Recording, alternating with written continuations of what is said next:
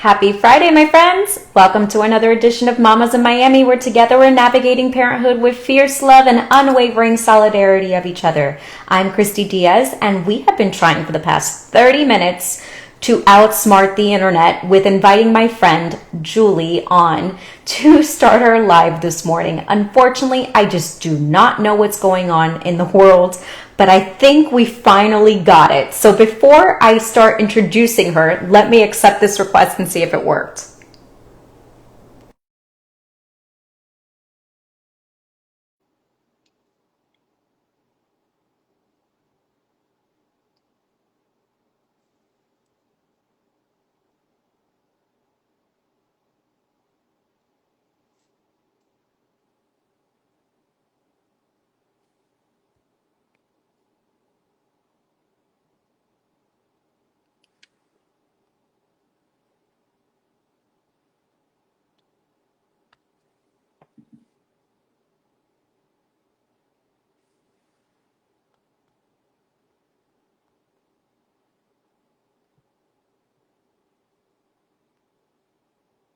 Julie, do you see my invite to accept? Because I see yours and I'm pressing it. See if you could accept mine. Man, the internet this morning, folks. I have been trying to get my friend Julie Fry to join us. It says you're unable to join. Julie, what in the world is going on? Okay, Julie, I just sent you an invite. See if you can accept it. Hello, everybody. And oh, it worked. Oh, We wow. have only been trying to get this going this morning for the past 27 minutes, folks. Please welcome my poor friend Julie, who has been probably sweating in that seat for 27 I minutes. have been sweating because I hate making people wait. I am so sorry. So We good to see everybody. so everybody, I don't know what's going on with the internet this morning. We just could not get this live to work. I know that this has been a problem for Mamas in Miami in the past, and I want you guys to know that we are aware of the problem and we are in the process of fixing it. So bear with us because there's a lot coming. But without further ado, I think I've introduced Julie 17 times this morning, but here we go. Everybody, welcome Julie Fry, a transfer, if you will, from Canada. She recently celebrated her 1 year anniversary having lived in Miami with her two children and her husband. Welcome, Julie. Uh, Thank you so much, and thank you everybody for being so patient. They will trickle in. They must be like, why is this light coming on and off? On and off. It's Friday, everyone. TGIF.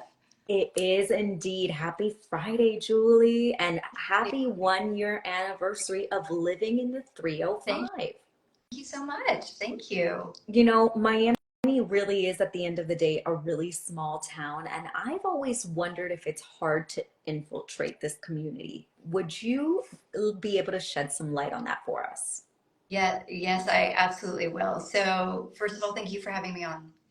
And second of all, I took my family out for an anniversary dinner last weekend, and we all sat around the table and looked at each other and said, here we are. It's been a full year. Can you even believe it? How's everybody around the table feeling?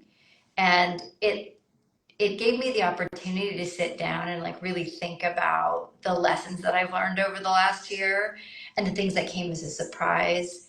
And there are a lot of them. And there's been some really great stuff, and there's been some really hard stuff. So So do you want let's me to kind of? dive in on all of that, Judy. Judy, Oh, listen to me, Julie. Julie, Judy. Judy, Judy, Judy. Oh Okay. man. Okay, Julie. So I want to start at the beginning. And so a year ago, you made the move to Canada, but from what I understand, your transition happened really fast. Yeah. You moved for the purpose of business. Yes. Yeah. My husband's got a head office down here, and from the moment we found out until when we were physically sitting here in Miami, it was about 6 weeks. And this was like, we've never moved like this before. It really came out of left field. So exciting for everybody, right? It's just like a family adventure.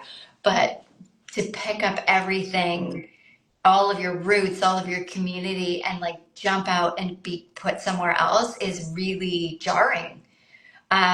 We were lucky enough to have a company come and physically move us, so we couldn't actually even pack our own things.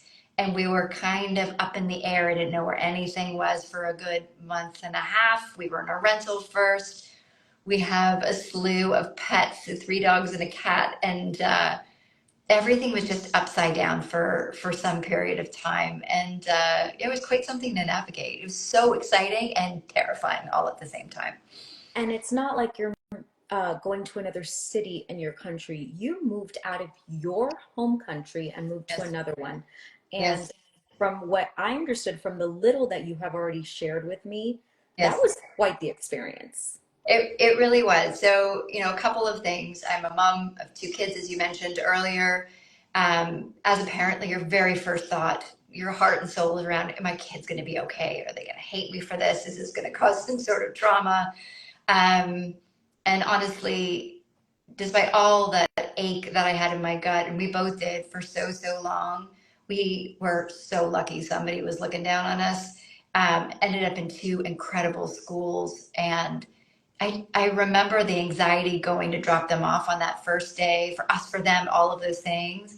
And both of them were just like welcomed in with love and respect and curiosity. They say the kids are going to be all right. The kids are actually all right. And we were receiving play dates and sleepover invites. And those are like the indicators, right? That things are going all right. Within a month, it was really, my biggest fear was actually the easiest thing to ease, ironically. And your children, when you stepped foot in Miami, how old were the kids? So 10 and 12. 10 and And 12. which child had more of an adjustment period, the 10 or the 12-year-old? They're both, so, we are atypical Canadians. We're a hockey family, we're a ski family. And we were coming down to football for the first time and soccer for like we've done soccer, don't get me wrong, but like real soccer, as you know. Um, I don't know if either one of them had a really tough time. I think the heat obviously takes some getting used to. When we came down, it was like the pit of August for the very first time. And so getting used to the heat was one piece of the pie for them. Doing training to help you understand. My son was doing it for football to educate him on the dangers of heat exhaustion. I mean, we don't have that issue in Right. Canada. So it was Sure. kind of interesting watching all of those things, but they adapted so quickly from the sports they know and love. And just like, I'm so proud of them. We're so adventurous and being like, no, I'm gonna try me some football. And yeah, I guess that's not really answering your question. Everyone ended up just being okay and like embracing it eagerly. That's so great. Yeah. I know that your daughter definitely adapted like very quickly. That her and my daughter became overnight friends. Yeah. All of a sudden, I think That. this girl from Canada. But the problem is, Mom, she doesn't know what Fourth of July is. I'm like, well, of course she's not going to know what Fourth of July is. Yeah. And she calls soda pop and she puts an extra U in all of her words. There's a whole bunch of things for And sure. those are just little things that you don't realize Yes. coming from Canada that of course you're not going to know what Fourth of July is. And then I told you, hey, Julie, you want to go to DC? You're like, yeah, let's go to DC. I've never been. What do you mean you've never been to our country's For capital? Well, of sure. course, For you sure. know. Even when Avery was doing her first geography, test, they were doing the states, and she wasn't taught that in school, so she doesn't know it off the top of her head. So they've had to do some catching up. Obviously, the school system here and the private system is advanced from where our kids were back home. But that's a good thing, right? Like it's been hard. It's been a hard transition. They've had to run harder to kind of catch up, but the fruit for that is far worth it, I guess. Really, so that's interesting. Apart from our, U.S. geography, what else was different from their just day-to-day schooling? Even the grade system. So we in Canada, you start your year based on your age at the new year. So my kids were actually a grade ahead in Canada, and then they had to take a grade back to come here, but the curriculum is advanced, so it's all kind of evened out, if you will. Wow. Uh, but for some time, they were really holding on to that. Yes, I'm in grade 7, but I'm actually in grade 8, like that kind of thing. Right. Is Yeah. the measuring system in mathematics also different? Most things are pretty similar across the board, to be honest. Again, it's like the spelling is the big thing. Bathroom, washroom, little things like that that we find Right. amusing day in and day out. But yeah, it's funny. Well, my daughter seems to find it hilarious and wants to call the bathroom the washroom now too. Oh, well, there you go. We're starting to send some trends. I love that. I love There that. you go. I love Well, it's no secret that Miami could be a really hard town to penetrate. it. So, how did your family integrate to the Miami community coming from Canada? Because it's night and day difference. Yeah, it is very different. And there's some really great things about that. And there's some hard things. I was fascinated to learn that there's such a huge population of folks here that are actually also new. And people find their communities and they kind of lock down, and that's that. So being new here isn't actually a unique thing. It's trying to find the people that are like you, that have shared similar values and morals and beliefs and all of that. That can be tricky, but boy, the school and like finding you and your amazing group of friends that are now my amazing group of friends has been just like such an incredible blessing. Oh, that's so great to hear. We're so happy to have you, Julie. You're so much fun. Thank you. Thank you. Um, I'll tell you something else Amazing. that has been really interesting that most people don't know.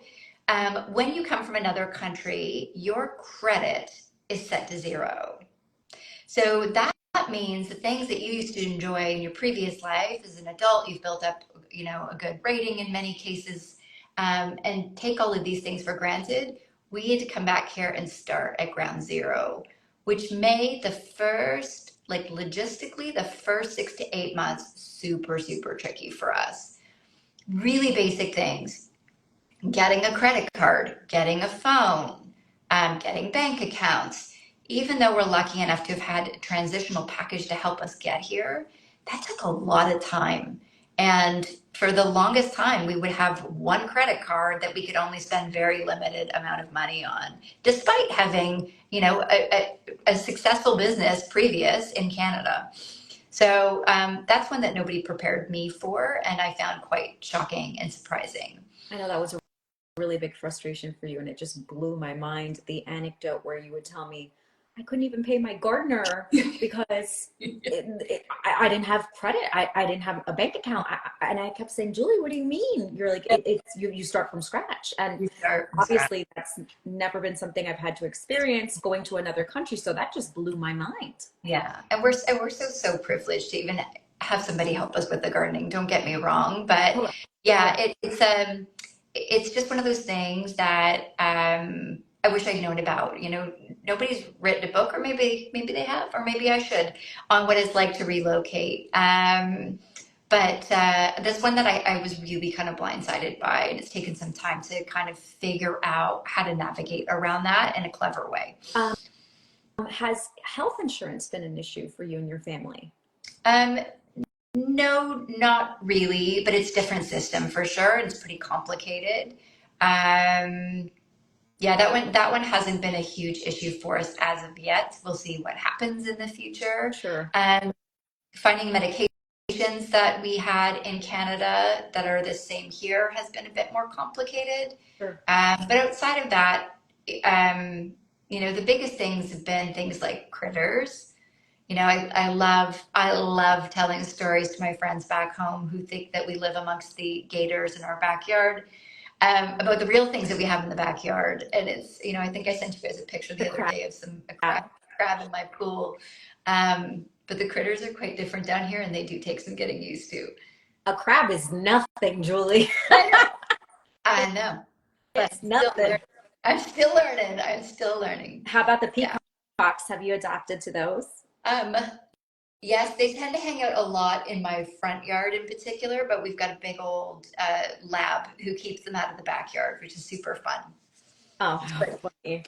Yes. So the weather is the biggest adjustment. Are you a fan of our weather or do you miss your cold weather? That's a great question. So I've always appreciated the warm weather, and I'm one of the only ones in the family. All my family, they're big skiers. Again, they spend a lot of time in hockey arenas. Um, Most of us have adapted. I've certainly adapted. I will say that between July, and now it's been pretty steamy. It Yeah, is humid. it's the worst time of year Yeah, for us. a Yeah, lot of rain. That's quite surprising to me. I see all of the mold everywhere. Um, yeah, it's like your stuff. You need to think about the way you treat your outside stuff differently than we do back home. sure. It's I remember when we were looking at homes and we came in and our real estate agent said, a lot of people have a second washer dryer. And I was thinking, why? Right. Obviously, because people are sweating so much and you need to wash all the clothes. Sure, Again, sure. something that's different. So it's kind of interesting. Yeah, that's just like when I lived in Colorado that year in COVID that they told me my kids needed snow pants Yeah. to have lunch. And I'm like, what do you mean they need snow? Well, we throw them outside in the snow. I'm like, well, how on earth do you, oh, they love it. It's so foreign to me. Yes. Yeah, And did they love it? they did. They loved it. They Yeah. loved it. Does Avery love the warm weather? Avery's, Avery's a polar bear and Ah, she loves the cold. She's adapted, but we're so lucky that we've still got friends and family and a place up north so we can go up at Christmas and get it out of our system. sure. Um, but yeah, Avery would be the one that likes it least out of all three of us or all four of us. Oh, how funny. Yeah. Do you get to the opportunity to go home and visit often? Did you leave a lot of family back home?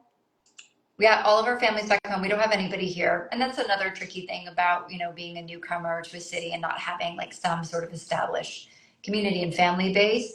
Do we get to go back? Yes, I would say 3 or 4 times a year, which is great, right? I mean, we're so incredibly lucky to have that. Sure. And we're going to start bringing some more of those guys to come visit here and experience this incredible life. Do you see this as a permanent move for you guys, or is this a temporary stop for the Fry That's family? a great question. And I don't actually know the answer to it. So when the opportunity came, we were really nervous to tell our kids about it. And we said to them, hey, we'd like to go on an adventure. Will you come with us? And kind of set things out. We also said that we would look for a house with a pool, and that seemed to sell them. So again, um, but what we committed to was that we'd sit down 2 years from the day that we made the decision or that we got here and look each other in the eye and ask each other how we feel.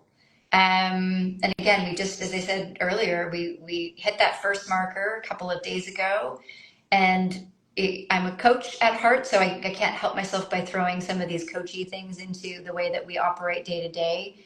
I had originally drawn a very simple line on a piece of paper and marked happy Toronto on one end, happiness in Toronto on one end, and happiness in Miami on the other.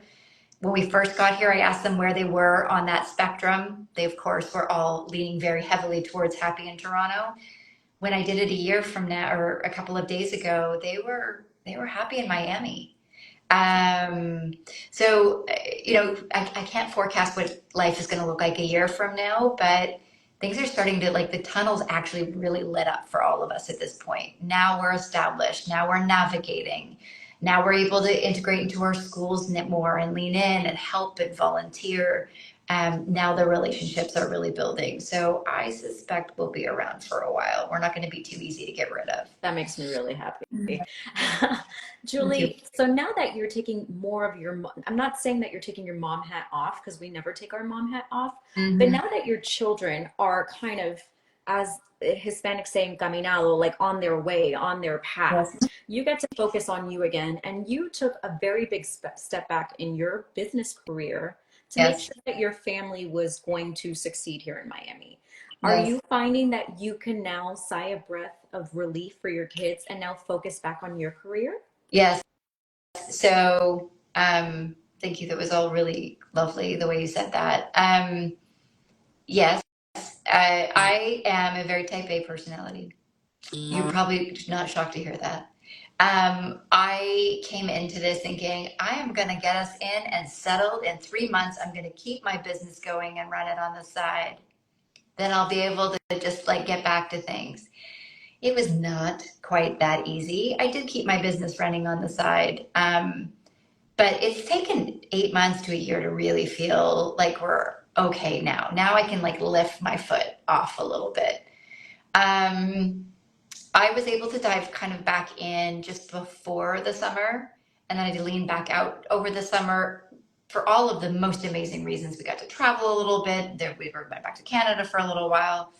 Um, but I need that part of myself. I love my work. I love my work. I fell in love with my job for the first time at 45. I'm a late bloomer, and I was just so excited to get back and really start to build my network out here in Miami, and start to tie together all the pieces of the things I love under kind of one master theme, if you will, and that's coaching for me. So that's all starting to really take off, and I'm so excited about that. And how do you envision your coaching here in Miami? Mm. That's a great question. So I am trained as a executive coach, but I call myself a transition coach. And that is because I more often than not work with people who were or are who I was a few years ago. I'm very, typical corporate, what do they call us? Corporate refugees. I did all the things, climbed all the ladders, had a great title, worked with some incredible brands, and learned how to navigate um, the boardroom and all of the fun things that come with that. And I burned out. I had a very typical kind of COVID story, and I always had the little voice in the back of my head that was like, "You can do this on your own." And doesn't there have to be something something that gives you more, allows you to drive more impact? And it took me a while to figure out that coaching was it, because there's a lot of coaches out there. There's a lot of woo-woo coaches out there, and no offense to the woo-woo coaches, but it wasn't what I had in my brain. Um, but I started to talk to a lot of people who were going through the same thing that I had. Ended up going and getting my certification, actually two certifications. And the reason I call myself a transition coach is because I do find a lot of people coming to me because they resonate with my story. They come out the other end, they have no idea what they want to do, but they know that there's something bigger out there for them. I coach a lot of entrepreneurs, naturally through setting up their business in the early stages, because a lot of them don't know where to start, and I didn't either. Um, and I'm starting to coach people who are relocating. I don't know how it's happened, but the word transition works across all of those pieces. People that are going into like a new season, they're not really sure where to start. Like the imposter syndrome's coming up, um, and they need someone to sit beside them and be their champion and just like talk them through how to go from like I have an idea, or I'm like I have something I've always wanted to do, but I don't think I can do it, and get like super tactical and practical and plan out how to get there. Um, it's such a gift to be in that relationship. Absolutely. And now, with the experience and knowledge that you have, having been here for a year, it's no shock that everybody from the north wants to be down south now. The influx, no, truly. I mean, since COVID, the influx of northerners that have come down to Miami has been pretty impressive. Yeah. Yeah. Yeah. Yeah. It's amazing how many new people are coming into the city. So yeah, I think I'm actually, I'm starting to do it. It's happening organically, but I'm starting to coach new families that are coming in. And it's funny, like there are things that you get in bits and pieces from people, but I was literally having this conversation the other day. As a new person coming in, I didn't know what hospital I needed to go to if we had, God forbid, an emergency. Um, I didn't know, there's like the softer stuff. I didn't know where to get my hair cut or a great restaurant. You've seen me reach out to you for those sort of things. I didn't know about Miami and how tight or how many issues there are with fraud here, and how secure and how many levels you need to go through things. Or a contractor for a job that we need done. There's such an interesting rhythm to how you find those things out, that I just feel like it would be so it feels like such the right thing to do to be able to give that back to others and help them shortcut the path to setting themselves up and building their foundation. Absolutely. That's part of the reason why Mamas and Miamis was created, right? For Oh, all of us to have a unwavering support of one another in any facet yes, of parenthood and life, because at the end of the day, it takes a village to raise a child, but I also think it takes a village to relocate somebody, right? yes, Um, you don't figure these things out overnight. yes, You don't, oh, by the way, don't drive through that street. It's always under construction and there's a nail. Who's going to tell you that yes, if it's not another friend? yes. Right. Something as simple as a nail on the street, but you know what I mean. I mean, you nailed it on the head, not even knowing what hospital to go to. Yeah. That's such a big deal. Or a pediatrician or an OB or a dentist. Yes, And I think absolutely. that it's not just a Miami thing. I think that people are starting to venture into other towns and they're all in the same boat. So I think what you're doing is just so wonderful Yes, and it's necessary. yes. I also suspect that there's a lot of head offices in Miami. There's a lot of people who are the spouse of someone that might be the reason that they're coming down that are also going to need to reestablish themselves, get comfortable, build out their own networks.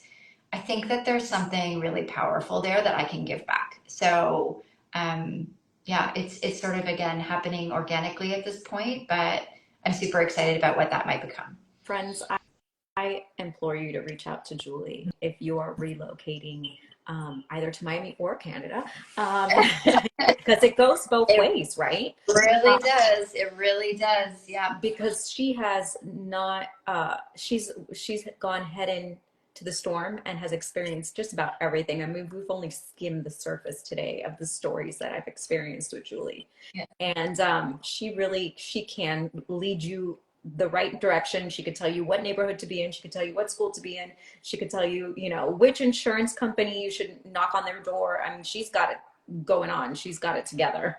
That's so The true. only thing that Julie and I have not been able to figure out is how to get Taylor Swift tickets for our girls. Yes, or apparently an Instagram live to work on my end. I mean, those are the only two things. Yes, for sure. So, Julie, if somebody were to want to reach out with you today to relocate, what's the best way to get in touch with you? The best way, I mean, I honestly, you can get me on a whole bunch of different ways. LinkedIn is always a great way. You can go to my website. It's www.chrysalisco.ca. I'm still holding on to the .ca. It's CHRYSALISCO.ca. Yeah, I'm on Instagram. There's a whole bunch of different ways of getting at me, but I'm very, very happy to meet anybody or support anybody as they're going through career stuff or life transitional stuff. Julie, do you find that social media was helpful for you in the transition? Yes, and as I've been very transparent with you, ironically, in my past life, I've helped set up digital marketing teams. I've done tons of social media. And I've been hesitant on how much of my own life to share in it over the years. Um, so yes, it has been really interesting from a LinkedIn perspective. I have been sharing a lot of things on LinkedIn, and the engagement and like the personal connections it's made with people has been like really powerful, and super exciting to watch because I think at the end of the day, we are all looking to be reminded that we're not alone in some of the things that we're going through and feeling day in and day out. And I think in this moment in time that we are living, everybody has something going on. The Oh, other for day, my sure. mom's like, everybody's eating, this Yeah, sandwich. Like, yeah, it's just in a different shape and yeah. form. We've all Yes, got problems. They're yeah, just all different. And yeah, I think that that's the commonality that we all share. And that's how we support each other, right? Like, you're dealing with this, I'm dealing with that, but hey, let's deal with it together. And absolutely. let's share and let's not be ashamed to Yeah, bring our issues and problems to light absolutely. because somebody else has gone through it and can help you. Yes, absolutely. Again, like being a newbie in town, that that community piece, it's just like someone's put a spotlight on it. It's been so challenging to have when you've all those resources ripped away it's so powerful and meaningful when you start to establish it in a new place. Yeah. And I'm so very grateful for it, because isolation, it makes people crazy. So it's so nice to be surrounded by so many wonderful people. I'm so happy. And I'm so happy you're part of our tribe now. We have so much fun together, and we've got more fun heading our Well, way. it's Um, fun. with our crazy daughters in the same class. And coincidentally, our sons are in the same class too. So you're going to see a lot of me, Julie. Yes. Oh, I'm so lucky. Thank you. Thank you. Thank you so much. Julie, thank you so much for finally making it on this morning. I am so excited we were able to have our conversation. And thank you. Have a wonderful weekend, everybody. Bye-bye. Bye.